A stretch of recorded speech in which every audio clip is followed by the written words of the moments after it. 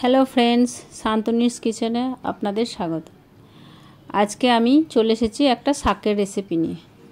শাকটা হচ্ছে পালং শাক। পালং শাক বানানোর জন্য আমি নিয়েছি, প্রথমে পালং শাকটা কেটে নিয়েছি, তার মধ্যে কিছু বেগুন কেটে নিয়েছি, শিম কেটে নিয়েছি, বিনস কেটে নিয়েছি, গাজর দিয়েছি কুচি করে। আসলে এখনকার বাচ্চারা তো শাক সবজি খেতে চায় না, তাই আমি এই শাকের মধ্যে সমস্ত সবজি দিয়ে দিয়েছি।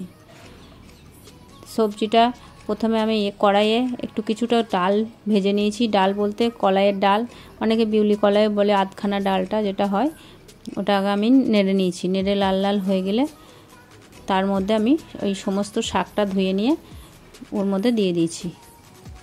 তারপর একটু হলুদ গুঁড়ো, পরিমাণ মতো লবণ এবং সামান্য চিনি দিয়ে দিয়েছি। আপনারা চাইলে চিনি নাও দিতে পারেন, তবে চিনি দিলে একটু স্বাদটা অন্যরকম হয়। তারপর একটু নাড়িয়ে নিয়ে সামান্য পরিমাণ জল দিয়ে ওটাকে ঢাকা দিয়ে দিয়েছি সিদ্ধ করার জন্য। মিনিট 10 আমি ওটাকে ভালো করে সিদ্ধ করে নিয়েছি। দেখেন আমার সিদ্ধটা হয়ে গিয়েছে।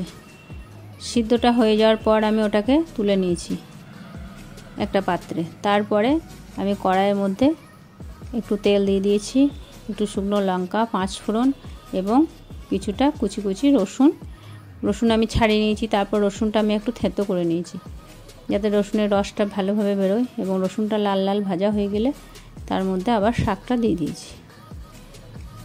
তারপর মিনিট 2 হয়ে যাওয়ার মধ্যে আমি নামিয়ে নিয়েছি। আপনারা একবার এইভাবে ট্রাই করে দেখবেন। দেখেন আমার শাকটা তৈরি হয়ে গিয়েছে।